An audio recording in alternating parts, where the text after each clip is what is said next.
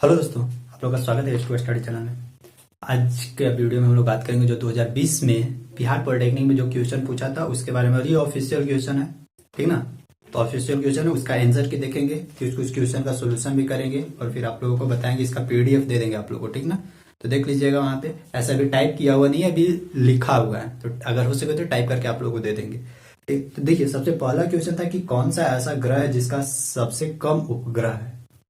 सबसे कम उपग्रह है, कौन सा ऐसा ग्रह है, कौन सा ऐसा प्लानेट है जिसका सबसे कम सैटेलाइट है। तो देखिए इसमें ना ऑप्शन पे डिपेंड करता था कि ऑप्शन आप लोगों को क्या दिया हुआ है, समझे। ऑप्शन आप लोगों को क्या दिया, कुछ कुछ ऐसे ग्रह हैं, मतलब कुछ कुछ ऐसे प्लानेट है जिसका एको सैटेलाइट नहीं है, शायद कहीं वो वाला ऑप्शन में दे दिया जाए तो। लेकिन सबसे कम ऐसा प्लानेट है जिसका सबसे मिनिमम से मिनिमम सैटेलाइट हो, कौन सा, अर्थ है। अगर अर्थ ऑप्शन में होगा तो ऑप्शन में मार सकते हैं अर्थ, ठीक ना, जिसका सैटेलाइट का एगो है बस। फिर सेकेंड क्वेश्चन हम लेकर आए हैं। सेकेंड क्वेश्चन लाया है कि पोटेंशियल डिफरेंस यानी जो विद्युत विभव है वो कौन सा राशि है। विद्युत विभव कौन सा राशि, ये तो स्केलर क्वांटिटी है, ठीक ना। ये कैसा है, स्केलर है। स्केलर मतलब कि अदिश राशि है, ठीक ना, अदिश राशि है। ठीक, थर्ड देखिए, थर्ड हम लोग का क्वेश्चन था कि अमाशय का पीएच वैल्यू, पता नहीं अमाशय था या क्या था। अमाशय मतलब जहां पे HCl निकलता है, तो अमाशय का पीएच वैल्यू कितना था। तो देखिए अमाशय का पीएच वैल्यू 1 से 3 के बीच में होता है, 1 से 3 के बीच में। तो ये ऑप्शन देखिएगा कि जो आप लोग का ऑप्शन होगा मतलब देखिए क्वेश्चन सेम था, क्वेश्चन में कोई दर्द नहीं था, यही था, ठीक ना। फिर थर्ड के बाद फोर्थ क्वेश्चन मेरे पास है। फोर्थ क्वेश्चन है मैथ का, लिख कर रहा है ना, हाँ, कि प्रिंसिपल 8,000 था, 5% का रेट से 3 साल के अमाउंट पूछ रहा था, और सीपी में था, यानी सीपी में था ना, क्या था, कंपाउंड इंटरेस्ट, सॉरी सीआई था, कंपाउंड इंटरेस्ट था, कंपाउंड इंटरेस्ट। तो देखिए पी बराबर क्या था, 8,000 था। तो ये तो ट्रिक्स आप लोग बना दिए होंगे जो जो पढ़े होंगे। आर बराबर 5% था और टाइम बराबर कितना था, 3 साल। 5% को तोड़िएगा तो क्या आएगा, 5/100, 5/100 आएगा, यानी 5 का 5 और 20/25 मतलब 1/20। क्या साल का है, 3 साल का। रेट प्रिंसिपल कितना था, 8,000, यानी 20 का 5% कितना हो जाएगा, 21। यानी एक साल का 20 का 21 देना होगा, दूसरा साल में 20 का 21, तीसरा साल में 20 का 21। मल्टीप्लाई कर दीजिए, 2 दूनी 4 दूनी 8, यानी 8,000 हो जाएगा। 1 2 3 8,000, यानी ये तो प्रिंसिपल निकल गया। और हम लोग से पूछा क्या था, हम लोग से पूछा अमाउंट, सीआई नहीं पूछा है, अमाउंट पूछा है। तो ये दोनों को मल्टीप्लाई कर दीजिए, तीनों का आ जाएगा 21 21 441 गुने 21 कीजिएगा तो 1 एकम 1, 1 चौका 4, 1 चौका 4, 2 एकम 2, 2 चौका 8, 2 चौका 8 और 1 9, यानी 1 6, अब 8 4 12 के 2 9 1 10, यही ना आएगा।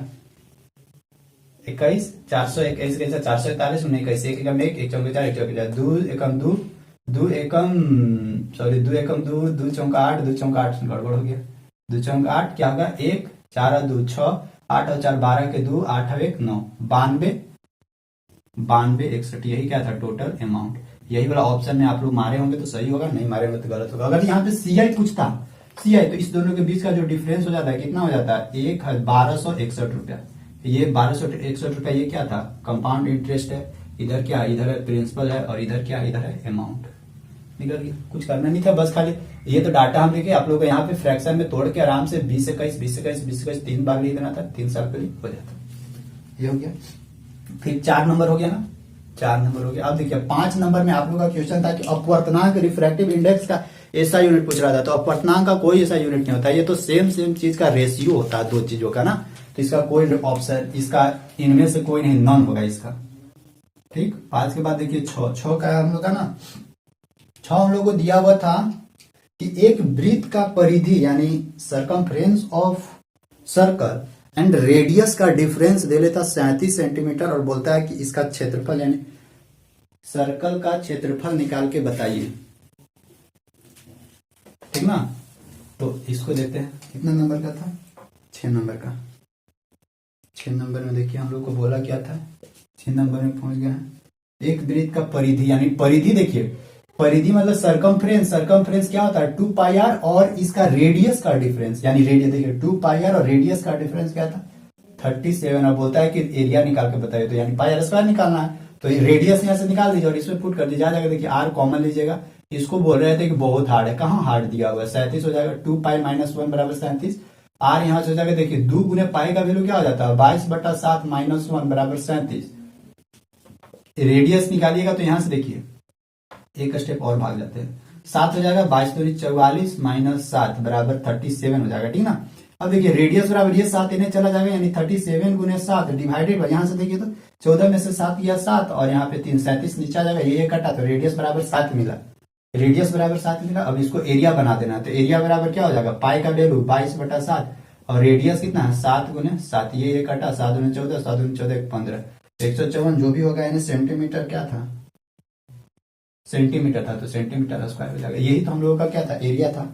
हम लोग को बोला था ना कि सरकमफ्रेंस और रेडियस के बीच का डिफरेंस बराबर 37, तो यहां से कैलकुलेशन कीजिए, आर बाहर निकालिए, 2π-1 कैलकुलेशन कीजिए, आर बराबर 7 आया और फाइनल आंसर क्या आ जाएगा, 154 आ जाएगा, ठीक। ये हो गया। इसके बाद देखिए आगे, इसके बाद आगे हम लोगों का क्वेश्चन क्या था, देखिएगा, देखिए आप लोग क्या क्या मार्क के आए हैं ना ऑप्शन में, वो सब देखिएगा। और कोई भी अगर बाद में देखना चाहते हैं, बाद में वाला स्टूडेंट होंगे जो नेक्स्ट ईयर में देना चाहते हैं, आप लोग भी देख सकते हैं, क्योंकि प्रीवियस ईयर क्वेश्चन बहुत काम देता है, आप लोगों को एक आइडिया मिलता है कि किस बेसिस किससे क्वेश्चन बना रहा था। एक अगला क्वेश्चन है मैथ का कि एक त्रिभुज के, यानी एक ट्रेंगल है जिसके भुजाओं के मध्य बिंदु से बना त्रिभुज का क्षेत्रफल। नेक्स्ट हम लोग का क्वेश्चन है, नेक्स्ट क्वेश्चन हम लोग को बोलता है कि एगो कोई ट्रेंगल था, इस तरह का ट्रेंगल है, और इस ट्रेंगल के मध्य बिंदुओं से बना हुआ भुजा, सॉरी इस ट्रेंगल है ए बी सी डी, ये ट्रेंगल था जिसका मध्य बिंदु ये है, ये है, ये है, यानी डी ई एफ। तो बोलता है ना कि ये जो डी ई एफ से बन रहा है ना, जो area D E F triangle बन रहा है, उसका एरिया क्या होगा। तो देखिए यहाँ पे ना ये प्रॉपर्टी आप लोग लगा दीजिएगा, जो कन्ग्रुएंस होता है ना, समरूपता नहीं, समरूपता नहीं, सर्वांग समता, सिमिलरिटी होता है समरूपता, सर्वांग समता को कॉन्सेप्ट लगा दीजिएगा, सब एक दूसरे के सर्वांगसम है, सब एक दूसरे के सर्वांगसम है, इसीलिए ये जो ट्रेंगल का एरिया यानी area of D E F वो क्या हो जाएगा, ये पूरे एरिया का जो पूरा एरिया है, यानी area of A B C पूरे एरिया का 1/4 टाइम हो जाएगा। ये प्रॉपर्टी है, समझे, ये प्रॉपर्टी है, प्रॉपर्टी से डायरेक्ट पूछ दिया है। तो यानी अगर ऑप्शन दिया होगा डी ई एफ बराबर, तो एरिया पूरे एरिया का एबीसी का 1/4 हो जाएगा इसका, नेक्स्ट इसका, ठीक ना, ठीक है। फिर अगला बोलता है कि हिस्टोग्राम यानी आयत ग्राफ से क्या आसानी से ज्ञात किया जा सकता है। इसमें मीन मीडियन मोड शायद ऑप्शन था और एक नन था। तो देखिए हिस्टोग्राम कैसे बनता है, ये इस तरह से रहता है और यहाँ पे डाटा देखिए ये सटा हुआ रहता है, ऐसे ये इस तरह से इसे सटा हुआ रहता है, इसी को हम लोग बोलते हैं हिस्टोग्राम। मतलब ग्राफ से भी क्वेश्चन पूछा था, इस तरह का रहता है हिस्टोग्राम, ये डाटा ऐसे सटा हुआ रहता है। तो देखिए हिस्टोग्राम ये है जिसको हम लोग बोलते हैं आयत ग्राफ,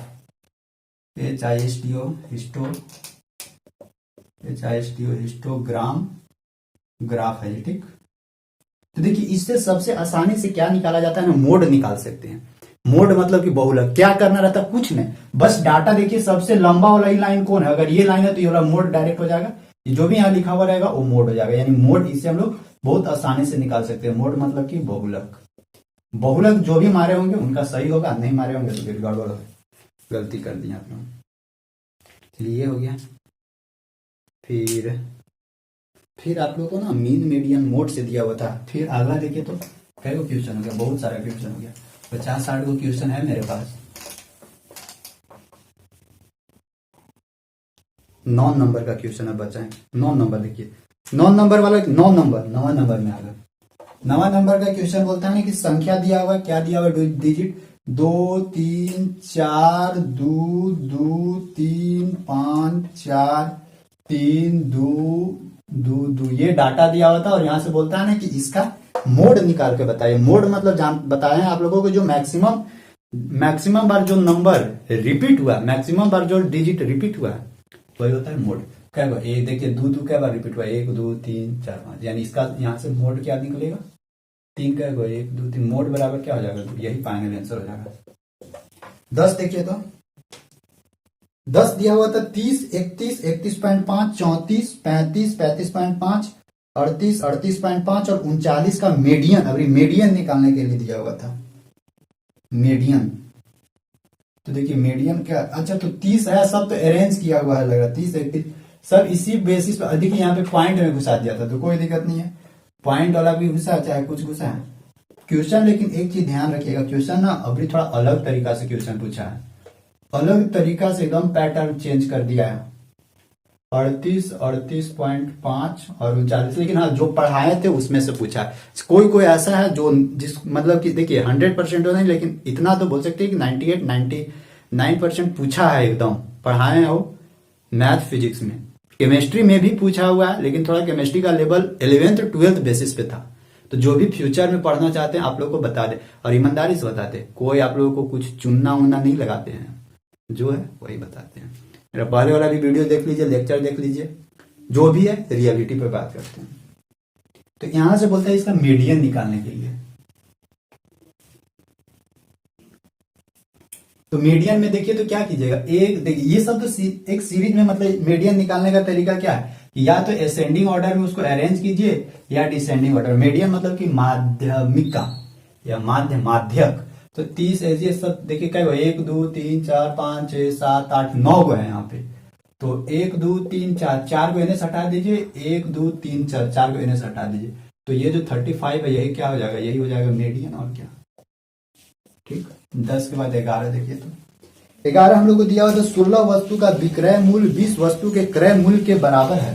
यानी 16 को वस्तु है, 16 को ऑब्जेक्ट का विक्रय मूल्य, विक्रय मूल्य मतलब कि बेचने वाला मूल्य, सेलिंग प्राइस, यानी 16 का selling price is equal to क्या था, 20 गो क्रय मूल्य, यानी 20 गो कॉस्ट प्राइस था खरीदने वाला, यानी 20 गो क्या था, सीपी था।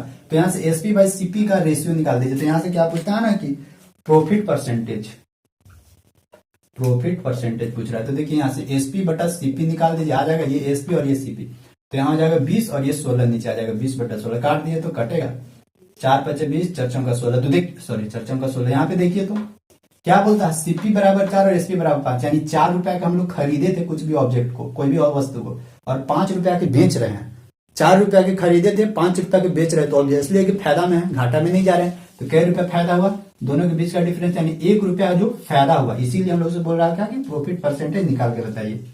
तो 1 रुपया का फायदा हुआ किस पे, 4 रुपया पे, 4 रुपया पे, इसको परसेंटेज में चेंज कीजिए, 25 चौका 100, यानी हम लोगों को क्या हुआ था, 25% का प्रॉफिट मिला था। ठीक, फिर हम लोगों को क्या आगे बोला था, 11 के बाद 12 हम लोगों को बोला था कि एगो डाइस को फेंकने पर जो सम संख्या मतलब इवेन नंबर आने का प्रोबेबिलिटी क्या है, वो हम लोग से पूछा था। तो डाइस है, डाइस तो आप लोग देखते हैं छक्का जो होता है ना, लिडो वाला गट्टी, ओ तो उसमें 6 गो संख्या होता है, 1 2 3 4 5 6, 6 गो संख्या होता है। तो इसमें बोलता है ना कि सम संख्या आने का प्रोबेबिलिटी। तो सम देखिए तो कौन कौन है, ये 2 है, ये 4 है, 6, यानी सम संख्या आने का प्रोबेबिलिटी 3 है। और टोटल क्या को 1 2 3 4 5 6, टोटल 6 गो, यानी 3 एकम 3 3 2 6, प्रोबेबिलिटी क्या हो जाएगा, 1/2 हाफ हो जाएगा। ठीक ना। और क्या है भी है बहुत सारा। फिर आप लोगों का क्या था, सो देखिए एक था केमिस्ट्री का क्वेश्चन था, क्या हो गया, 13 हो गया ना। और 14 में देखिए तो आप लोगों को एक केमिस्ट्री का क्वेश्चन है, क्या बोलता है ना, केमिस्ट्री का क्वेश्चन बोलता है कि HCHO में कार्बन का ऑक्सीडेशन नंबर। ये तो बहुत बार हम आप लोगों को बताया कि ऑक्सीडेशन नंबर छोड़ेगा नहीं, ऑक्सीडेशन नंबर पूछ दिया ना, इसलिए आप लोगों को बोले थे कि ऑक्सीडेशन नंबर पढ़ के जाएगा। देखिए क्या है, HCHO में कार्बन का यानी C का ऑक्सीडेशन नंबर। ठीक, तो ऑक्सीडेशन नंबर किसका निकालना है, C का। देखिए हाइड्रोजन का कितना 1 प्लस कार्बन का X प्लस हाइड्रोजन का 1 और ऑक्सीजन का क्या होता है 2 बराबर 0, सॉरी ऑक्सीजन का -2 होता है। ठीक ना। तो x प्लस 2 माइनस 2 बराबर 0, ये कैंसिल, तो x बराबर क्या हो जाएगा 0, यानी ये जो कार्बन है, कार्बन का ऑक्सीडेशन नंबर क्या हो जाएगा 0। Final answer. ठीक हो गया ये। अब देखते हैं हम लोग आगे, देखिए आगे हम लोग को और क्या क्या चीज पूछा था।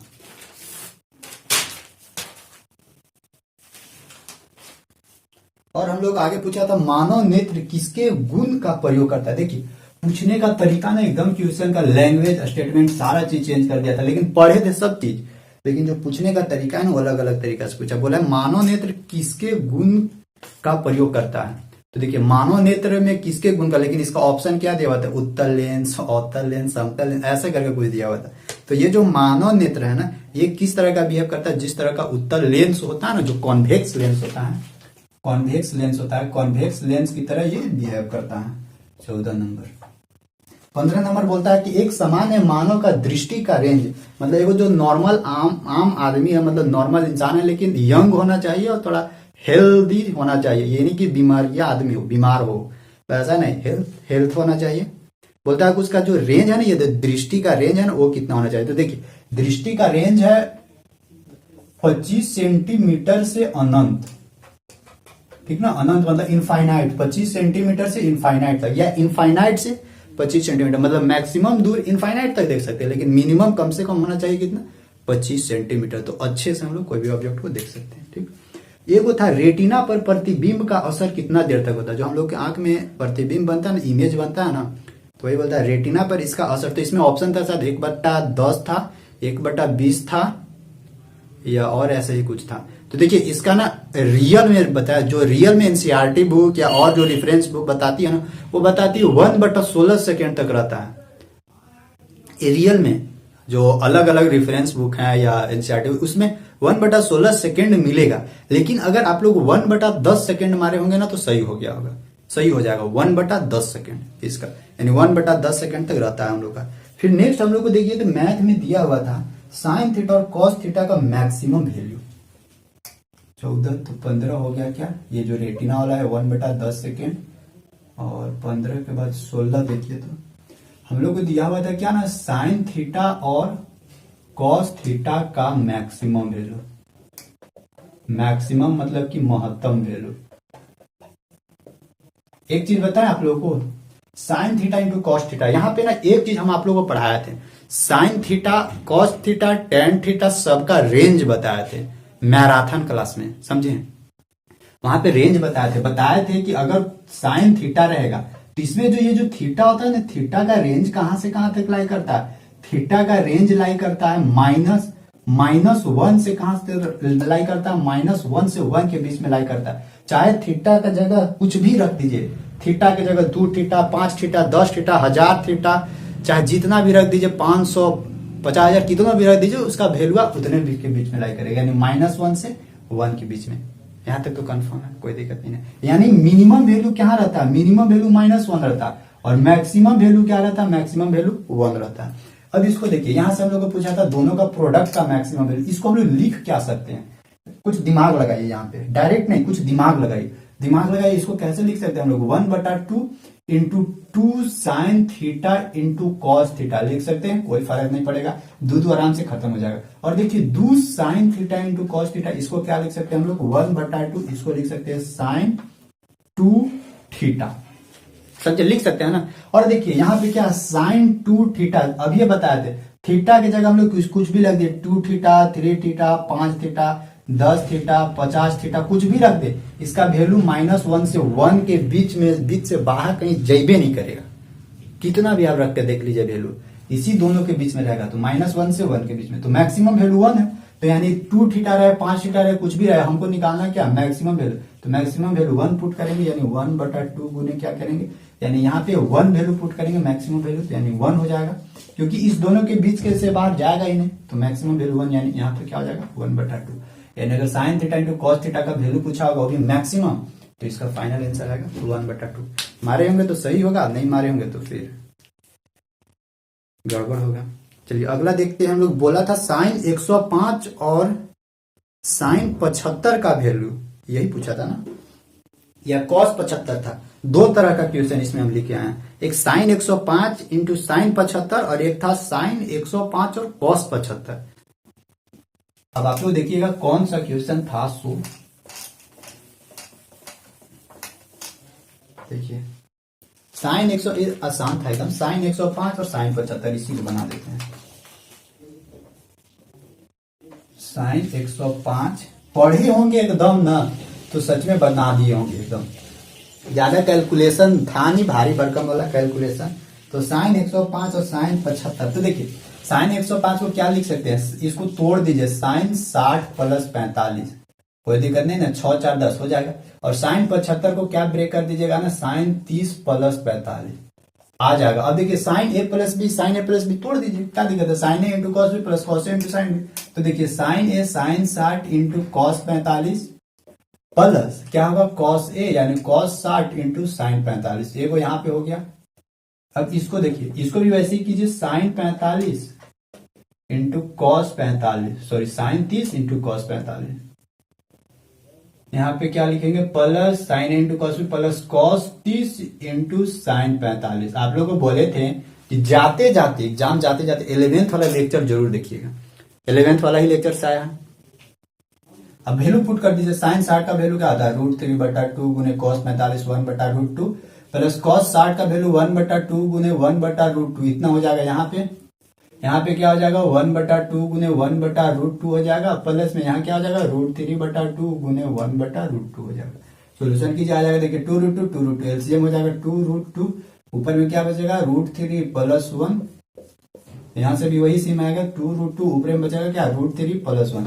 यहाँ से देखिए मल्टीप्लाई कर दीजिए, आ जाएगा ऊपर a प्लस बी के होल स्क्वायर आ जाएगा, √3 प्लस 1 के होल स्क्वायर, और नीचे क्या आ जाएगा 2 दूनी 4 दूनी 8। इसको तोड़िएगा तो ऊपर से क्या आएगा a स्क्वायर, यानी 3 और 1 4, 3 और 1 4, 4 प्लस 2√3, 4 प्लस 2√3/8। अब तोड़िएगा यहाँ से तो काट दीजिए, दो यहाँ से कॉमन निकालिएगा तो 2 दूनी 4, 2 प्लस √3, 2 प्लस √3 बटा कटेगा नीचे यानी 4। यही फाइनल आंसर हो गया। और अगर यहाँ पे होगा cos 75, तो cos 75 के अनुमान से आप लोग तोड़ दीजिएगा, cos a प्लस बी बराबर क्या होता है, cos into cos b minus sine into sine B, तो वहां से भी ब्रेक कर सकते हैं। ठीक, चलिए नेक्स्ट हम लोग का क्या था,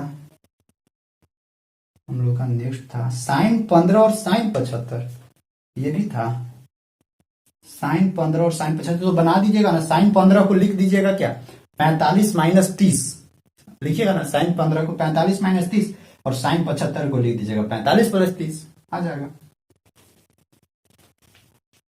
और एक था ना कॉस स्क्वायर थीटा बटा cot square theta minus cos square theta बराबर 3, तो थीटा का मान रेडियन में होगा, ये था एक क्वेश्चन था। तो इसमें तो वैल्यू पुट करके बन जाएगा तुरंत, कोई भारी सवाल नहीं है। कॉस स्क्वायर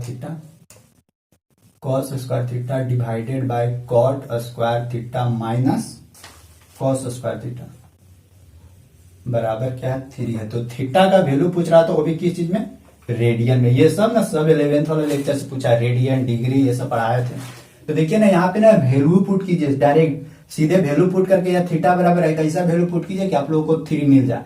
तो अगर देखिए थीटा बराबर हम लोग 60 डिग्री पुट करते हैं, तो देखिए तो मिलेगा कॉस 60 डिग्री यानी 1/2 दूनी 4 ऊपर मिलेगा, नीचे कॉट 60 है, तो कॉट 60 का वैल्यू क्या होता है 1/√3 होता है। ये अगर tan 60 रहता तो √3 होता, तो 1/√3 यानी 1/3 स्क्वायर है, तो माइनस यहाँ भी हो जाएगा 1/4 हो जाएगा, 1/4 ऊपर हो जाएगा। नीचे से देखिए एलसीएम 12, 3 चौका 12 माइनस 4 तिहाई 12 बराबर क्या मिलेगा 1/4, ये 12 ऊपर जाएगा और यहाँ बचेगा 1, 4 तिहाई 12 यानी 3r, यानी थीटा बराबर हम लोग 60 डिग्री पुट करेंगे तो ये इक्वेशन सेटिस्फाई हो जाएगा। यानी 60 डिग्री को क्या हम लोग लिख सकते हैं π/3, पाई मतलब 180, 3 छक 18 यानी इतना रेडियन, π/3 रेडियन। फिर बोलता है दूरी का सबसे छोटा इकाई क्या है, ये आप लोग से पूछा था ना, दूरी का सबसे छोटा इकाई। देखिए आप लोग दूरी का सबसे बड़ा इकाई याद करके गए होंगे, लेकिन छोटा इकाई याद नहीं किए होंगे। तो देखिए लेकिन इसमें ऑप्शन पे डिपेंड करता है कि आप लोग को ऑप्शन क्या क्या दिया हुआ था। दूरी का सबसे छोटा इकाई क्या दिया हुआ था, एक लाइट ईयर दिया हुआ था शायद ऑप्शन, एक था किलोमीटर था, एक पारसेक था, और एक शायद नॉन था, ये था ना ऑप्शन। और इसमें से बोला था ना कि सबसे छोटा इकाई, तो सबसे छोटा इकाई लाइट ईयर पारसेक तो बहुत बड़ा यूनिट है, तो सबसे छोटा इकाई क्या हो जाएगा किलोमीटर हो जाएगा, ठीक ना। और अगर मिलीमीटर सेंटीमीटर मीटर, मतलब ये ऑप्शन पे डिपेंड करता है कि ऑप्शन क्या दिया हुआ था उस पे ये होगा, ठीक। फिर अगला बोलता है इलेक्ट्रोलाइसिस का नियम देने वाला साइंटिस्ट का नाम क्या था। तो इलेक्ट्रोलाइसिस का नियम देने वाला साइंटिस्ट का नाम तो ये तो फैराडे साहब थे, फैराडे लॉ भी पढ़ाए थे, फैराडे लॉ भी बहुत अच्छे से पढ़ाए थे, उससे न्यूमेरिकल भी करवाए थे, लेकिन न्यूमेरिकल एक सर के कुछ भी नहीं किया, बहुत कम न्यूमेरिकल पूछा, ना के बराबर।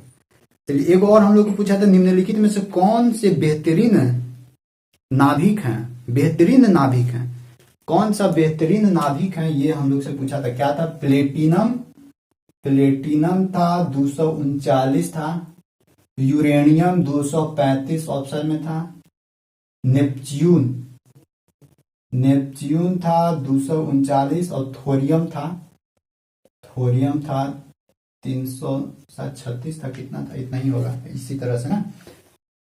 तो यहाँ पे सबसे बेहतरीन नाभिकीय ऊर्जा कौन सा, तो सबसे बेहतरीन नाभिकीय ऊर्जा प्लेटिनम 239 है, क्योंकि ये सबसे ज्यादा रिएक्शन करता है, रेडियो एक्टिव सबसे ज्यादा निकालता है, और जिससे रेडियो एक्टिव तेजी से निकलता है, उसे रेडियो एक्टिव रेडिएशन तेजी से निकलता है, जिससे कि एनर्जी ज्यादा देता है, तो काम जल्दी होता है। इसीलिए इसका ऑप्शन जो फर्स्ट मारे होंगे प्लेटिनम 239 उन लोगों का करेक्ट है। ठीक, और देखिए आगे बोला था कि प्रत्येक गर्म वस्तु क्या उत्सर्जित करती है, कौन सा रेडिएशन, जो भी हॉट ऑब्जेक्ट है वो क्या उत्सर्जित करता है। ऑप्शन में देखिए क्या क्या दिया होता है, एगो दिया होता है एक्सरेज दिया हुआ था, एगो इंफ्रारेड रेज था, मतलब एक्सरेज था ये, इंफ्रारेड रेज मतलब कि औरक्त किरण था, औरक्त किरण, एगो था दृश्य किरण, एक था पाराबैंगनी किरण। तो ये तो इंफ्रारेड रेज होगा, क्योंकि कोई भी गर्म ऑब्जेक्ट से इंफ्रारेड रेज ही निकलता है। सूर्य में भी चलने के बाद देखिएगा कि गर्मी पूरा हीट हो जाता है बॉडी, तो वो तो इंफ्रारेड रेज के चलते ये सब होता है ना। फिर आगे क्या था, निम्नलिखित में से दूसरे से कौन भिन्न है, एगो था आप लोग का इसी तरह का क्वेश्चन था, निम्नलिखित में से एक दूसरे से कौन भिन्न है। ऑप्शन में क्या था, एक था एल्कोहल था, एल्कोहल, फिर एक था आप लोगों का चारकोल था, एक लिग्नाइट था, और एक कोक था। तो देखिए चारकोल, लिग्नाइट, कोक ये सब ना कोयला टाइप का, लेकिन ये जो एल्कोहल है ये लिक्विफाइड है, इसीलिए ये एल्कोहल इससे डिफरेंट है, भिन्न है। ठीक है, चलिए अगला बोलता है कि कम प्रदूषण देता है, कम प्रदूषण किससे होता है, एगो पेट्रोल था, एगो डीजल था, एगो कोयला था, एगो नेचुरल गैस था। तो ऑब्वियसली है कि पेट्रोल डीजल कोयला ये तो ज्यादा प्रदूषण फैलाता है, तो नेचुरल गैस नहीं प्रदूषण ज्यादा फैलाता है। नेचुरल गैस में क्या हो जाएगा, एलपीजी हो सकता है, सीएनजी हो सकता है, ये सब नेचुरल गैस के अंतर्गत आता है, तो ये सब से तो उतना पोल्यूशन होता नहीं है। ठीक, तो ये भी हो गया। चलिए अगला हम लोग को बोलता था कि एक था कि सेकेंडरी फ्यूल का एग्जाम्पल कौन है। देखिए सेकेंडरी फ्यूल का एग्जाम्पल ऑप्शन में क्या क्या दिया होता है, सेकेंडरी फ्यूल, सेकेंडरी फ्यूल मतलब कि द्वितीय ईंधन, सेकेंडरी फ्यूल द्वितीय ईंधन, इसमें क्या था ऑप्शन, पेट्रोल था, नेचुरल गैस था, नेचुरल गैस था, कोल था, कोयला था, और एक था वाटर गैस, एक था वाटर गैस यानी जल गैस। तो इसमें सेकेंडरी फ्यूल में जो भी ऑप्शन मारे होंगे वाटर गैस को, उनका सही था, वाटर गैस इसमें होगा। ठीक ना, तो वाटर गैस इसका फाइनल आंसर होगा। फिर अगला बोलता है कि न्यूनतम उष्मीय मान, कैलोरीफिक वैल्यू पूछ रहा है ना, मिनिमम कैलोरीफिक हीट वैल्यू किसका है। एक था बायोगैस, एक कोयला, एक एल्कोहल, एक लकड़ी। तो बायोगैस का आया था, कोयला भी आया, एल्कोहल यानी लकड़ी का उष्मीय मान क्या होता है, न्यूनतम होता है, यानी एक उष्मीय मान पूछा था, उष्मीय मान किसका मिनिमम होता है, ये सब कराया थे मैराथन में। उष्मीय मान किसका होता है, कम, लकड़ी का। ठीक ना, चलिए ये भी हो गया। बहुत सारा क्वेश्चन सब आप ही लोग का आया था ना, मैच कर रहा है ना या नहीं मैच कर रहा, मैच कर रहा होगा। Law of electrolysis is given by Bohr's, Maxwell, Lenz या फेराडे, ये तो हो गया फेराडे। कि एक प्रिज्म दिया हुआ था, एक ऐसे प्रिज्म दिया हुआ था, और इससे एक व्हाइट लाइट ऐसे छोड़ दिया गया था, और यहाँ पे इस तरह से दर्शा दिया गया था। तो देखिए यहाँ से जब व्हाइट लाइट निकलता है तो ये व्हाइट लाइट 7 कलर में चेंज कर देता है, और नीचे से स्टार्ट होता है वी की ओर से, VIBGYOR ये दिया हुआ था, यानी सबसे नीचे भी होता है वायोलेट, सबसे ऊपर क्या होता है, रेड होता है। ये वाला सीरीज वाला क्या था, करेक्ट था। ऑप्शन दिया हुआ था 4 को, यही पूछ रहा था। फिर अगला बोलता है कि the value of initial resistance of ideal cell, of ideal cell है ना। हम लोग से पूछा था कि the value of internal resistance of ideal cell, मतलब एक आदर्श सेल है, आदर्श बैटरी है, जिसका जो इंटरनल रेसिस्टेंस है, अंदर वाला प्रतिरोध है, वो कितना होना चाहिए। तो ये तो इनफाइनाइट होगा, जिनका जिनका इनफाइनाइट आया होगा मारे होंगे वो सही है, और नहीं इनफाइनाइट मारे होंगे गलती है। मतलब कि इंटरनल रेसिस्टेंस, इंटरनल रेसिस्टेंस एक आइडियल सेल का, एक आइडियल सेल का, एक कोई आइडियल सेल है जिसका इंटरनल रेसिस्टेंस क्या होता है, इनफाइनाइट। इनफाइनाइट मतलब कि अनंत। ठीक, नेक्स्ट देखते हैं हम लोग को दिया हुआ था क्या, कि एगो दिया हुआ था ए 220 वोल्ट 100 वाट, मतलब एगो 100 वाट के बल्ब था जो 220 वोल्ट एनर्जी ले रहा था, यानी पी बराबर कितना था, 100 वाट था, वोल्टेज कितना ले रहा था, 220 वोल्ट ले रहा था। फिर बोलता है कनेक्टेड टू, फिर बोलता है कि अगर इसको 110 वोल्ट के सोर्सेज से कनेक्ट कर दिया जाए तो ये कितना पावर कंज्यूम करेगा। अगर इसको हम लोग 110 वोल्टेज के बैटरी से कनेक्ट कर दिया जाए तो ये कितना पावर कंज्यूम करेगा। तो यहां से देखिए, तो यहां से निकाल दीजिए P बराबर V, या यहां से इलेक्ट्रिक करंट कितना फ्लो हो रहा है वो निकाल दीजिए। P बराबर 100 हो जाएगा, वोल्टेज बराबर क्या हो जाएगा, वोल्टेज बराबर 220 यानी I, ये कटा यानी 10/22, ठीक। ये I इसमें पुट कर दीजिए, P बराबर VI, V बराबर कितना है 110 गुने I बराबर क्या है 10/22, 10/22 काटिए तो 11 दहा के 11 दूनी 22, 2 से 2 5 10, यानी पावर बराबर क्या हो जाएगा 10 50 वाट, 50 वाट इसका फाइनल आंसर होगा, ठीक ना।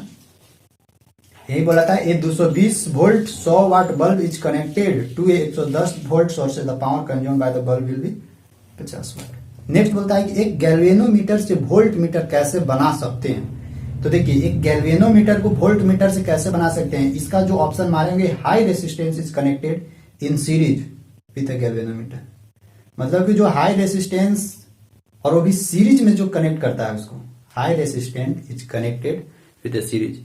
अगर गैल्वेनोमीटर को हम लोग सीरीज में कनेक्ट कर दें हाई रेसिस्टेंस के साथ तो वोल्ट मीटर की तरह काम करने लगेगा, ठीक ना। तो ये हो गया। एक था आप लोग का क्वेश्चन था कि एक ये था इलेक्ट्रिक करंट से था, लेकिन थर्मल नहीं, electric current of heating effect से था कि इलेक्ट्रिक करंट के चलते कोई कैसे हीट करता है।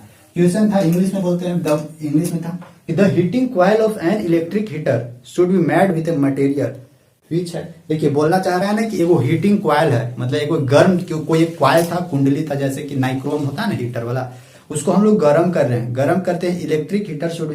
तो वो जो गर्म करते हैं तो उसमें जो तार लगा हुआ रहता है ना, उस तार का प्रॉपर्टी क्या होता है, तो उस तार का प्रॉपर्टी होता है कि रेसिस्टिविटी प्रतिरोधकता हाई होता है और उसका मेल्टिंग पॉइंट भी हाई होता है, ताकि ज्यादा इलेक्ट्रिक करंट घुसे तो तुरंत पिघले नहीं, और अगर कम इलेक्ट्रिक करंट में उसमें जाए तो वो रेसिस्टेंस के चलते वो हीट जनरेट करे। तो इसका ऑप्शन जो हमारे होंगे, यानी हमको लगता है कि ये फिजिक्स का क्वेश्चन नंबर 1 था। The heating coil of an electric heater should be made with a material which है। तो देखिए, सारा चीजें थ्योरी में पढ़ाए थे, अगर जो थ्योरी अच्छे से कवर किए होंगे, मेरा थ्योरी बड़ा बड़ा था, 1 घंटा 1.5 घंटा का था, तो जो अच्छे से कवर किए होंगे उन लोगों को सारा हो जाएगा। नहीं कवर कर पाए होंगे तो फिर गड़बड़ होगा आप लोग का। तो देखिए, इसका क्या हो जाएगा, द हीटिंग कॉइल, मतलब वो कॉइल है, वो कॉइल किस प्रॉपर्टी को देखते हुए बनाया जाता है, इस कॉइल को देखा जाता है कि इसका रेसिस्टेंस को क्या रखना है, हाई रखना है, रेसिस्टेंस यानी प्रतिरोध को हाई रखना है, और इसका गलनांक को भी क्या करना है, मेल्टिंग पॉइंट को भी हाई रखना है। ये दोनों देखते हुए इसको बनाया जाता है, डिजाइन किया जाता है, यानी high specific resistance and high melting point, ठीक, ये भी हो गया। नेक्स्ट देखिए, हम लोग को क्या बोलता है कि एक तार है, यदि 1 ओम प्रतिरोध वाले तार को तान कर यानी खींच कर इसकी लंबाई को दोगुना कर दी जाती है, इसका रेसिस्टेंस क्या होगा। बोले थे ना कि खींचकर और बिना खींचकर दोनों पूछेगा, लेकिन पूछा है कि वो खींचकर, तो इसका फॉर्मूला भी बताए थे। फॉर्मूला क्या था, रेसिस्टेंस इंटू एन स्क्वायर, यही था फॉर्मूला। रेसिस्टेंस कितना था, 1 ओम है रेसिस्टेंस, और खींच के कितना दुगुना कर दिया जा रहा है, 2 टाइम्स बढ़ा दिया जा रहा है, यानी 2 के स्क्वायर, यानी 2 के स्क्वायर, 1 गुने 2 दूनी 4 बराबर क्या हो जाएगा 4 ओम, फाइनल आंसर हो जाएगा इसका। तो जो भी ये फॉर्मूला याद करके गए होंगे ठीक है, नहीं याद करके गए होंगे तो फिर अब तो आप लोगों का चांस खत्म हो गया। अब नेक्स्ट में काम देगा, बोलता है यदि 1 ओम प्रतिरोध वाले तार को तान कर इसकी लंबाई को दोगुना कर दी जाए तो इसका प्रतिरोध होगा। फॉर्मूला बताए थे, प्रूफ भी करवाए थे, ये चीज जूम ऐप पे जो भी पढ़े होंगे उन लोगों को ये प्रूफ भी करवाए थे। दोगुना कर दी जाए तो इसका रेसिस्टेंस होगा, यूट्यूब में भी डाले थे इसको। तो यही फॉर्मूला से, ठीक, इतना हो गया। और देखते हैं, अभी और था, बहुत सारा क्वेश्चन था, समझ रहे हैं, 90 को क्वेश्चन था, हमको लगता है कि 40 क्वेश्चन करा दिए। चलिए नेक्स्ट देखते हैं। बोलता है कि कितने इलेक्ट्रॉन 1 माइक्रो एम्पियर की धारा बनाती है। कितना इलेक्ट्रॉन, यानी नंबर्स ऑफ इलेक्ट्रॉन पूछ रहा है जो 1 माइक्रो एम्पियर का इलेक्ट्रिक करंट बनाता है। तो इसमें ऑप्शन था 6.25 into 10 to the power 15, 6.25 into 10 to the power 12, 6.25 into 10 to the power 9, 6.25 into 10 to the power 6 था ना। तो कैसे कीजिएगा, कितने इलेक्ट्रॉन, नंबर्स ऑफ इलेक्ट्रॉन पूछ रहा है, 1 माइक्रो एम्पियर है, तो 1 माइक्रो एम्पियर बराबर 10 टू द पावर -6 एम्पियर होता है, ठीक है। यानी आई बराबर हम लोग को दे हैं, हम लोग को एन बराबर पूछ रहा है कितना इलेक्ट्रॉन, एक इलेक्ट्रॉन का चार्ज कितना है 1.6 इंटू 10⁻⁻19 कूलम। तो Q बराबर क्या होता है Ne, और Q बराबर एक और क्या होता है I T। तो हम लोग क्या बनाते हैं I T बराबर Ne। अगर T बराबर 1 सेकेंड ले ले, 1 सेकेंड, तो N बराबर निकल जाएगा। I बराबर क्या था 10⁻⁻6, I बराबर T बराबर 1 सेकेंड डालते हैं, बराबर एक इलेक्ट्रॉन का चार्ज कितना था 1.6 गुना 10⁻⁻19 कूलम, बराबर क्या हो जाएगा नंबर्स ऑफ इलेक्ट्रॉन बराबर N। बोले थे आप लोगों जाते जाते ना कि अगर पावर वाला कहीं भी पूछे तो पावर वाला सही से कैलकुलेशन कीजिएगा। और आगे यहां से देखिए, यानी 1/1.6 गुने यहां से क्या हो जाएगा 10 के पावर -19 और -6 प्लस 19 बराबर क्या है ये, तो यहाँ से 13 हो जाएगा, यानी गुने 10 के पावर 13 आ जाएगा। और यहाँ से अगर ऊपर में डालेंगे 10/16 काटिए तो 2 से 2 8 16, 2 5 10 काटिए तो कितना आएगा 5/8 है। तो ये कहां से पहुंचेगा 0.86 48 49 50 2 20 8 2 16 और 4 40 8 5 40 गुने 10 के पावर 13। अगर इस पॉइंट को यहां ले जाएंगे तो क्या हो जाएगा 6.25 गुने 10 के पावर 13 से पहुंच जाएगा 12 की ओर, यानी 6.25 इंटू 10⁻12। यही फाइनल आंसर होगा। तो भाई यही तो करना था, खाली ये वाला याद रखते Q बराबर IT बराबर ये नहीं, T टाइम 1 सेकेंड ले लीजिए, निकाल दीजिए 6.25 इंटू 10⁻12 हो गया। फिर क्या बोलता है, फिर आगे भी दिया हुआ था ना, एगो इक्वेशन दिले है, इक्वेशन दिले 3x² माइनस kx प्लस 14 बराबर 0 के रूट दिया हुआ था, इसका मूल दिया हुआ था 7/6। तो यहां से k का वैल्यू पूछ रहा, और k का वैल्यू पूछ रहा था। सब पूछा है पढ़ोलके में से। हमको तो ये लग रहा है कि हम पढ़ाए थे ना, आप लोग में एक सबसे बड़ा गलती क्या करते हैं ना, सोचते हैं कि 5 मिनट में ना पूरा जंग जीत ले। बहुत आप लोग को पहले हम बताए थे, हर एक तरह से बताए थे, बात सुने होंगे तो अच्छा है। देखिए बोल क्या रहा था, एक इक्वेशन दिया हुआ 3x² माइनस kx प्लस 14 बराबर 0। इसका 2 रूट होगा, ठीक है। दोनों रूट का दिया हुआ प्रोपोर्शन की दोनों रूट का मूल यानी 7/6 दिया हुआ दोनों का। तो बोलता है कि फाइंड द वैल्यू ऑफ के बराबर क्या होगा, ये के बाबा साहब को निकालना है, ठीक ना। तो देखिए इसको कैसे सोल्यूशन कीजिएगा। देखिए इसको 2 रूट है, यानी अल्फा बराबर मान लेते हैं 7x और बीटा बराबर मान लेते हैं 6x। का फर्क पड़ता है, कुछ नहीं। अब यहां से देखते हैं, यहां से हम लोग को के का वैल्यू निकालना है, लेकिन ये दोनों को यूज करते हैं। कैसे यूज करेंगे, देखिए दोनों का प्रोडक्ट निकालते हैं। प्रोडक्ट यानी पहले ये निकालते हैं कि इसका सच में जो रूट है उस रूट का रियल वैल्यू कितना। तो यहां से क्या कीजिए ना, अल्फा इंटू बीटा पहले कीजिए। अल्फा इंटू बीटा बराबर क्या होता है c/a, और c बराबर कितना 14/a की जगह क्या है 3, और अल्फा इंटू बीटा, अल्फा बराबर क्या है 7x, आराम से लिखिए 7x, बीटा बराबर क्या है 6x, आराम से लिखिए 6x बराबर 14/3। यहां से अल्फा और बीटा निकाल दीजिए, आ जाएगा 7 5 35 6 6 42x बराबर 14/3। x बराबर क्या आ जाएगा 14/3 गुने 42, 14 कम 14 14 या 42, सॉरी यहाँ पे x स्क्वायर हो जाएगा ना, x स्क्वायर। यहाँ से x बराबर क्या हो जाएगा 1/9, यानी n भागेगा तो 9, तो 1/3 हो जाएगा। तो देखिए x बराबर 1/3 हुआ। अब यहाँ से निकाल दीजिए, अल्फा बराबर क्या हो जाएगा 7/3 हो जाएगा, बीटा बराबर क्या हो जाएगा 6/3 हो जाएगा। काटिए मत, कट रहा है तो छोड़ दीजिए, तनिक धैर्य रखिए।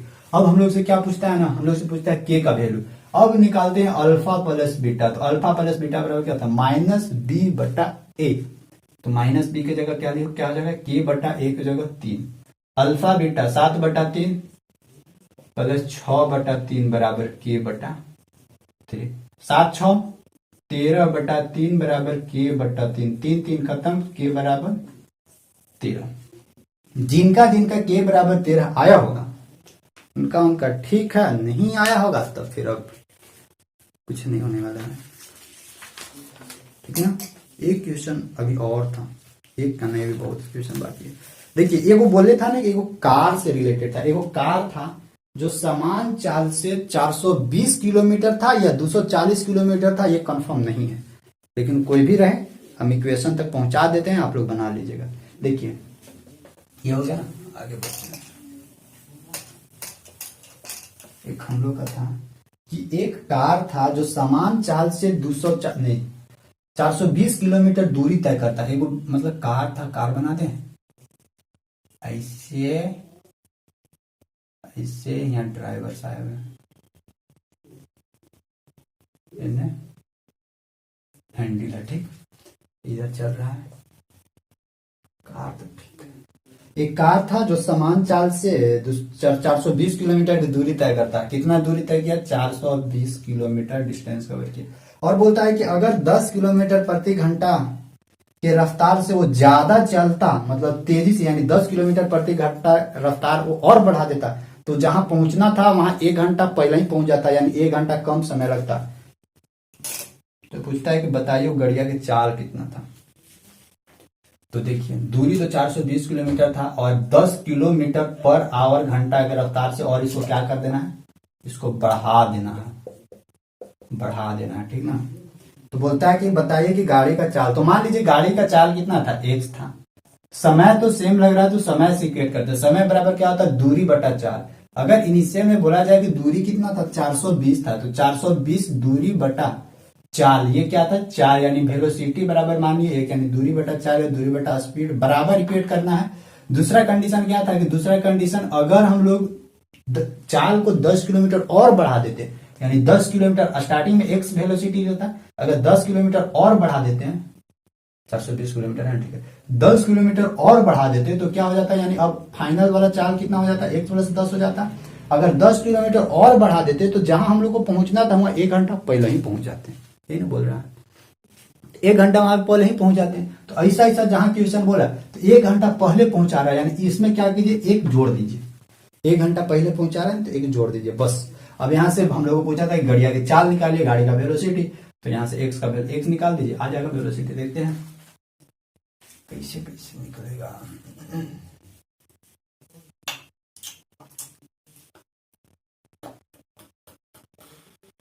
सॉल्यूशन कीजिए आप लोग दबाव का। और क्या है? 420 बटा एक्स बराबर क्या हो जाएगा? यहाँ से देखिए एक्स प्लस 10 आ रहा है, ऊपर से क्या मिलेगा? 420 प्लस, यहां से मिलना चाहिए x प्लस 10, क्रॉस मल्टीप्लाई कीजिए तो 420 एक्स, यहां से 420 एक्स प्लस में 420 पर 0, भाग इतना मानिए 420 10, ठीक है, अच्छा, बराबर यानी 420 एक्स प्लस यहाँ x x x square plus 10 x, ठीक ना। तो देखिए ये 420 एक्स से ये 420 एक्स खत्म। अगर इसको हम लोग एने ले जाएं, यानी x square plus 10 x minus 4200 बराबर 0, तो 7 छक 42, 7 70 एक्स माइनस 60, इसको बड़ा लफड़ा हो रहा है। तो अच्छा देखते हैं यहाँ से एक्स स्क्वायर प्लस, अगर हम लोग इसको 70 एक्स माइनस 60 एक्स माइनस 4200 तोड़ते हैं तो कितना बचता है? सो देखते हैं, यहाँ से मिलेगा एक्स प्लस 70 माइनस 60, यहाँ मिलेगा, यहाँ से मिलेगा एक्स प्लस 70, 7 छक 42, ठीक है ना, 7 छक 42 पर 2 0, हाँ, यानी एक्स माइनस 60 है और यहाँ से क्या मिलेगा? एक्स प्लस 70, यानी एक्स का 2 वैल्यू मिल रहा है, एक्स बराबर क्या मिल रहा है? 60, और एक्स बराबर मिल रहा है माइनस 70, तो माइनस 70 तो कभी वेलोसिटी होगा नहीं, तो क्या होगा? एक्स बराबर 60, यानी ये 60 किलोमीटर प्रति घंटा के रफ्तार से एक समान चाल से वो चल रहा था। कितना उसका रफ्तार था? 60 किलोमीटर प्रति घंटा के रफ्तार से वो चल रहा है। तो बताइए कि चाल कितना था? तो चाल बराबर 60 किलोमीटर प्रति घंटा। यही होगा इसका फाइनल आंसर। बस एक क्वेश्चन और था, बोलता क्या है कि एक व्यक्ति है वो 4 रेसिस्टेंस को सीरीज में जोड़ रहा है। सेल वाला ना आप लोग हम प्रूफ करवाए थे कि जब सेल को सीरीज में जोड़ा जाता है तो उसको कैसे उसका फॉर्मूला बनाया जाता है, और जब सेल को पैरेलल यानी समानांतर क्रम में जोड़ेंगे तो उसका फॉर्मूला कैसे बनाएंगे, ये हम आप लोग को प्रूफ करवाए थे दोनों। तो जो जो भी पढ़े होंगे वो बना दिए होंगे, ये नहीं तो फिर नहीं बना होगा। और क्या देखिए, बोलता क्या है कि एक व्यक्ति था, वो 4 रेसिस्टेंस था, सॉरी 4 सेल था, चारों का रेसिस्टेंस दिया हुआ था 1/4 ओम 1/4 ओम 1/4 ओम, और चारों को बोलता है कि रेसिस्टेंस को सीरीज क्रम में जोड़ रहा है। लेकिन किसी कारणवश एक ऐसा हुआ कि 3 को तो सीरीज में जोड़ दिया, लेकिन चौथा क्या है ना, उल्टा करके जोड़ दिया, यानी प्लस को प्लस से के साथ और माइनस को माइनस से के साथ जोड़ दिए, इस तरह से जोड़ दिए। और जबकि उसके साथ एक एक्सटर्नल रेसिस्टेंस भी लगाया हुआ है 1 ओम का, तो बोलता है कि उसमें कितना इलेक्ट्रिक करंट फ्लो हो रहा है, ये क्वेश्चन दिया हुआ है।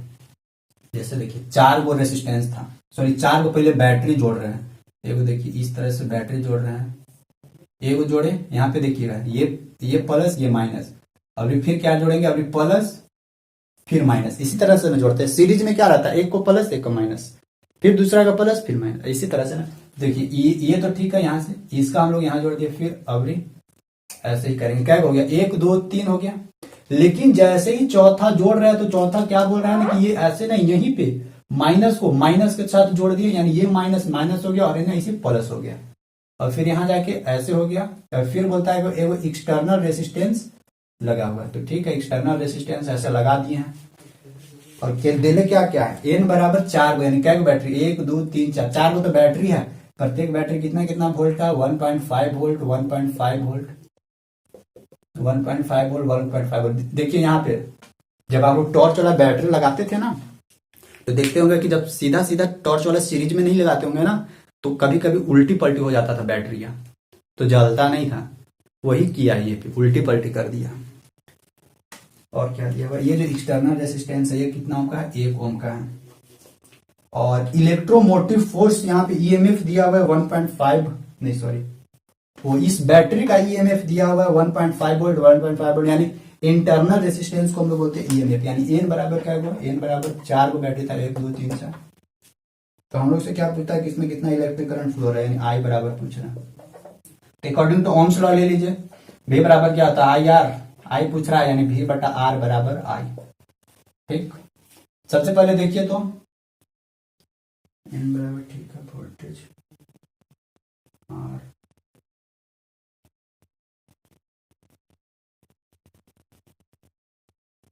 अच्छा इसका रेसिस्टेंस भी दिया हुआ है कितना कितना 1/4 ओम 1/4 ओम रेसिस्टेंस 1/4 ओम 1/4 ओम, ये भी दिया हुआ है ठीक ना। इलेक्ट्रोमोटिव फोर्स ई बराबर दिया हुआ 1.5। तो सबसे पहले देखिए तो टोटल इक्विवेलेंट ईएमएफ कितना निकल रहा है, देखिए यहां से तो फ्लो होगा, यहां से भी फ्लो होगा, यहां से भी फ्लो होगा, लेकिन यहां से माइनस में आ जाएगा, यहां नहीं फ्लो होगा क्योंकि यहाँ पे तो उल्टी है, ये बैटरी काम नहीं करेगा, ये बैटरी काम नहीं करेगा, तो टोटल कितना वोल्ट हो जाएगा, सो देखिए 15 15 30 15 या 45 टोटल, यानी देखिए टोटल ईएमएफ निकाल दे। ध्यान रखिएगा इस ये वाला बैटरी काम ही नहीं करेगा, क्योंकि यहीं पे देखिए यहाँ माइनस और फिर इसी के साथ माइनस जोड़ दिए हैं, ये बैटरी काम नहीं करेगा, तो बैटरी को हटा देना होगा। यही बोलता है कि हम लोग यहाँ पे इन्वर्स करके जोड़े थे, तो 1.5 प्लस 1.5 प्लस 1.5 यहाँ पे माइनस कर देंगे 1.5, वो तो खत्म हो जाएगा, ये खत्म, यानी 15 दूनी 30, यानी टोटल ईएमएफ 3 वोल्ट है। ठीक, 3 वोल्ट है टोटल ईएमएफ, और रेसिस्टेंस टोटल कितना हो जाएगा, सो देखिए रेसिस्टेंस तो ये सबको ऐड करना होगा, तो टोटल रेसिस्टेंस क्योंकि आर भी जरूरी है ना, टोटल आर बराबर क्या आ जाएगा, देखिए ये 4 गो है 1 2 3 4, तो ये भी रेसिस्टेंस काम देगा, तो टोटल क्योंकि रेसिस्टेंस तो देगा ही, रेसिस्टेंस को हटाना नहीं है क्योंकि वोल्टेज तो छोड़ दिया, लेकिन रेसिस्टेंस तो कुछ तो उसका इंटरनल रेसिस्टेंस अपना लेगा। इंटरनल रेसिस्टेंस टोटल रेसिस्टेंस कितना हो जाएगा 1/4 गुने 4 गो, यानी ये 1 ओम तो बैटरी वाला हो जाएगा, और प्लस में 1 ओम यहाँ पे 1 ओम यहाँ पे बराबर टोटल क्या हो जाएगा 2 ओम हो जाएगा, 2 ओम हो जाएगा। ठीक ना,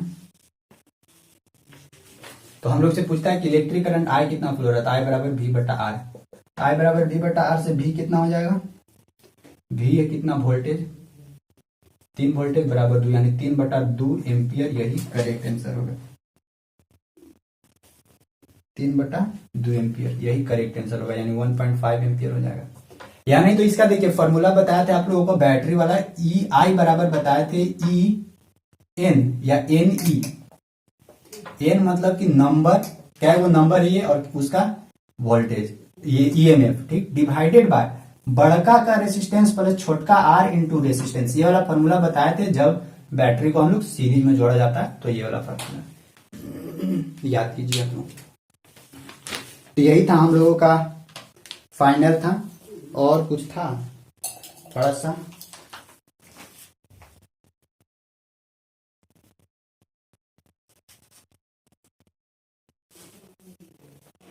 एक क्वेश्चन और था तो उसको भी देख लेते हैं। ये था एक व्यक्ति 4 यानी 1/4 ओम वाले सेल को श्रेणी क्रम में जोड़ता है, परंतु एक सेल का टर्मिनल उल्टा जोड़ दिया जाता है, बाह्य प्रतिरोध 1 ओम है, यदि प्रतिरोध सेल का विद्युत वाहक बल 1.5 वोल्ट है तब प्रवाहित विद्युत धारा, तो ये तो ठीक है, 3/2 एम्पियर आ रहा है, 3/2 एम्पियर आ जाए। एक वो और क्वेश्चन दिया भेजा हुआ था कि 2x minus 3 is greater than 7, इस तरह का क्वेश्चन था, लेकिन हमको नहीं लगता है कि इस तरह का होगा, ये थोड़ा गलती लग रहा है आप लोग का ना। इसमें हम 40, 45, 46, 47 वो मतलब कि अप्रोक्स में 50 वो क्वेश्चन हम आप लोग को इसमें करवाए हैं, और आप लोग का कुछ कुछ याद होगा क्वेश्चन तो भेजिएगा, ठीक ना, उसका बताएंगे। देखिए यहाँ पे क्या है, 2x minus 3 is greater than 7 था, तो यहाँ से बोलता है कि x का वैल्यू निकालना है, तो x का वैल्यू देखिए, तो इस 3 को n ले जाइएगा तो क्या हो जाएगा, इस 3 को n ले जाएगा तो ग्रेटर देन ये हो जाएगा n प्लस में, यानी 7 + 3, तो 2x इज ग्रेटर देन 7 3 10, तो x इज ग्रेटर देन 10/2 यानी 2/5, तो x दिन ग्रेटर देन 5 होगा। इस तरह का नहीं होगा क्वेश्चन इसमें, और इसमें बोला था गया कि find the value of x, तो x क्या है 5 से ग्रेटर है, अभी ऑप्शन पे डिपेंड। देखिए कुछ कुछ और क्वेश्चन थे, वो किस किस टाइप का क्वेश्चन है वो भी देख लीजिए।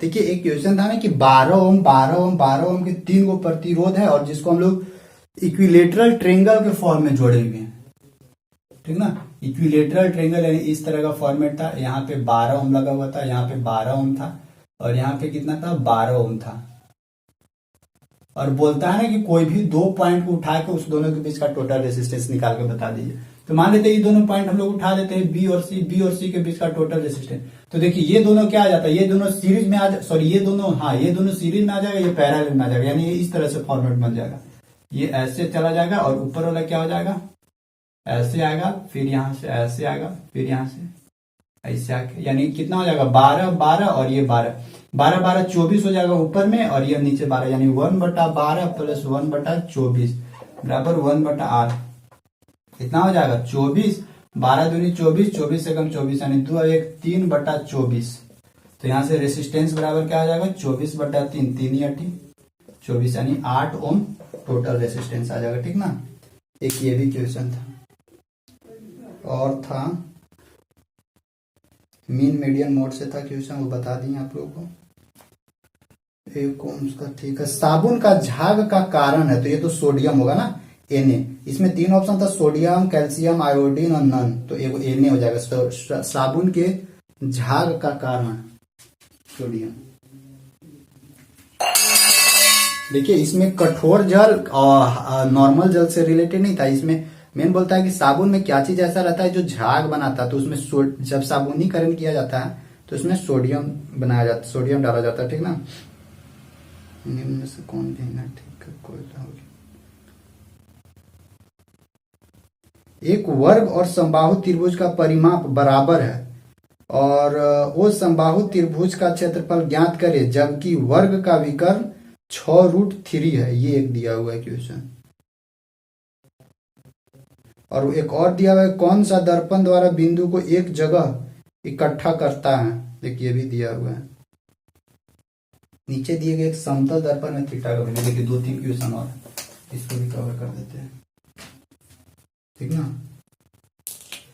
देखिए क्वेश्चन क्या है ना कि दिया गया है कि समतल दर्पण यानी प्लेन मिरर से रिलेटेड दिया हुआ क्वेश्चन, इस तरह का दिया हुआ है, यहाँ से ऐसे है, यहाँ से ऐसे, और ये वाला एंगल दे रहे, ये वाला एंगल कितना है 30 डिग्री, कितना 35 डिग्री दे रहे हैं ना, ये वाला एंगल 35 डिग्री दिया हुआ है, तो ये वाला एंगल पूछ रहा था, तो ऑब्वियसली देखिए ये यहाँ पे कितना डिग्री बनता है, यहाँ पे देखिएगा, यहाँ पे टोटल 90 डिग्री बनता है, 90 डिग्री में ये 35 डिग्री, तो ये जितना होता है उतना ही ये वाला होगा, फिक्स है, और ये जितना है उतना ही क्या हो जाएगा ये वाला हो जाएगा, एकदम पक्का, ऑब्वियसली कुछ है, यानी 35 डिग्री है तो ये भी क्या हो जाएगा 35 डिग्री।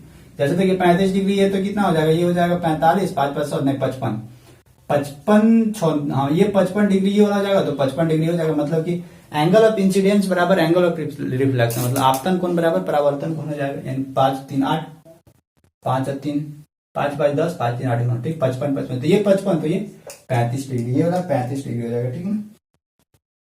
ये हो गया। फिर बोला जाता है कि कौन सा दर्पण द्वारा बिंदु को एक जगह इकट्ठा किया जाता है, कौन सा दर्पण, तो ये कौन सा है, ये अवतल दर्पण है। अवतल दर्पण में क्या होता है, ये प्रिंसिपल एक्सिस होता है, जितना भी होने से लाइट जाता है सब एक बिंदु पर आके क्या हो जाता है, मिल जाता है। ठीक। और एक उत्तल होता है, उत्तल में क्या रहता है, यहाँ से ऐसे इधर इधर उधर भागता है और यहाँ पे आके इधर ऐसे मिलता है। लेकिन क्वेश्चन पूरा कंफर्म नहीं बोलना, क्या बोल रहा है क्वेश्चन पूरा कंफर्म लग रहा है नहीं कर रहा है, और इसमें और कुछ डाटा है लग रहा है। कौन सी दर्पण द्वारा बिंदु को एक जगह इकट्ठा किया जाता है? कौन सा दर्पण द्वारा बिंदु को एक जगह इकट्ठा किया जाता है? तो ये कॉनकेव ही होगा, ठीक ना, कॉनकेव मिरर। देखिएगा, चलिए एक और है, एक और क्या है, एरिया से रिलेटेड है ना, एक एरिया से रिलेटेड था। देखिए यही तो शायद था ना। बोलता क्या है, बोलता है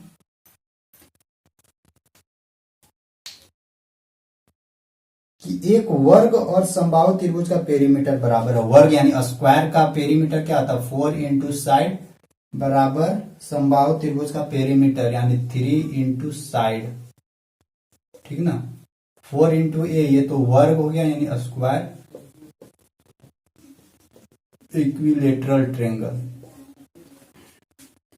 फिर बोलता है तो समबाहु त्रिभुज का क्षेत्रफल ज्ञात कीजिए, यानी area of equilateral triangle, area of equilateral triangle बराबर क्या। जबकि बोलता है कि वर्ग का विकर्ण 6√3 दिया हुआ है, यानी इसका जो डायगोनल है ये वाला 6√3 दे रहे हैं। तो अगर मान लेते इसका साइड ए है तो साइड निकालना होगा पहले। यहां से देखिए तो ए स्क्वायर बराबर क्या हो जाएगा, इधर स्क्वायर करेंगे तो ये भी स्क्वायर हो जाएगा, क्या 6 6 36, 36 गुने 3, ये ना। जबकि वर्ग का विकर्ण क्या 6√2 है, वो 6√2, यहाँ पे 6√2 है। तो यहां से देखिए इस तरह से हम लोग निकाल सकते हैं, यहां से ए स्क्वायर बराबर हम लोग को हम लोग को यहाँ से क्या मिलेगा, ए स्क्वायर। अगर पाइथागोरस यहाँ से लगाए तो ए स्क्वायर प्लस ए स्क्वायर प्लस ए स्क्वायर यानी ए स्क्वायर क्या हो जाएगा 2 स्क्वायर बराबर, यहाँ से स्क्वायर करेंगे तो 6 6 36, 36 6 6 36 गुने 2, ठीक। यहाँ से ए स्क्वायर बराबर क्या होगा, सॉरी ये डायरेक्ट काटिए ना, 2 से 2 खत्म, तो यहाँ से ए बराबर डायरेक्ट मिलेगा 6 6 6 36। जैसे ही ए बराबर मिला तो यहाँ से देखिए ए बराबर अगर 6 चौका 24 यहाँ हो जाएगा और ये 3 आ जाएगा इधर बराबर, यहाँ से इक्विलेटरल ट्रायंगल का साइड निकल जाएगा 3 8 24। तो एरिया ऑफ इक्विलेटरल ट्रायंगल क्या होता है, √3/4 इंटू ए स्क्वायर। एक जगह क्या हो जाएगा 8 गुने 8, 4 दूनी 8 यानी 8 दूनी 16 √3 सेंटीमीटर स्क्वायर। यही होगा फाइनल आंसर, ठीक।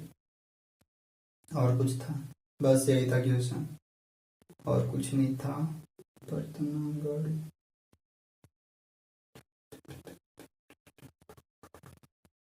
बस यही क्वेश्चन था। अब इसके अलावा अगर आप लोगों को कुछ याद होगा तो अच्छा हाँ, एक चीज और था कि फ्लेमिंग के नियमानुसार मध्यमा क्या दर्शाता है, यानी फ्लेमिंग के नियमानुसार ये वाला अंगुलिया ऐसे करके, तो ये वाला अंगुलिया क्या बताता है, मैग्नेटिक फील्ड बताता है, यानी चुंबकीय क्षेत्र बताता है, ठीक ना। मध्यमा यही है, चुंबकीय क्षेत्र, मैग्नेटिक फील्ड। तो ये हो गया। चलिए बस इतना ही था। अगर आप लोगों को कुछ याद होगा तो और बताइएगा। हमको लगता है कि 50-55 क्वेश्चन कवर हो चुका है, और ज्यादा क्वेश्चन नहीं बचा हुआ। हम भी और कोशिश करेंगे कि और आप लोगों को जुगाड़ करके और आप लोगों को बता दिया जाए, ठीक। तो बस यहीं तक रखते हैं, और आप लोग जरूर बताइएगा जो भी और छूटा हुआ होगा आप लोग बताइएगा, ताकि और जो छूटा हुआ पार्ट हो उसको कवर कर लिया जाए। और ये जितना भी क्वेश्चन था सबका पीडीएफ फॉर्मेट बना के आप लोगों को दे देंगे। लेकिन अब आप लोग क्या कीजिएगा, अब जो नया सेशन वाले आएंगे उन लोगों को ये अब काम देगा। तो ठीक है, बस मिला लीजिएगा, अपने अपने आंसर की मिला लीजिएगा कि कौन सा क्वेश्चन सही हुआ कौन सा क्वेश्चन सही नहीं। और जो याद होगा क्वेश्चन उसको और नीचे डालिएगा, उसको भी बता देंगे। ज्यादा और क्वेश्चन बचा हुआ नहीं, और ये सब लगता है कि सब यही सब है जो पूछा हुआ था, वही सब चीज है। और जो बचा हुआ है वो पार्ट आप लोग बताइएगा, क्योंकि केमिस्ट्री का पार्ट हमको नहीं लगता कि कवर कर पाए। 1-2 क्वेश्चन नहीं कवर किए, और कहाँ गया केमिस्ट्री का पार्ट, तो पता नहीं। बताइएगा आप लोग जरूर नीचे कमेंट करके, ठीक। Thank you, bye.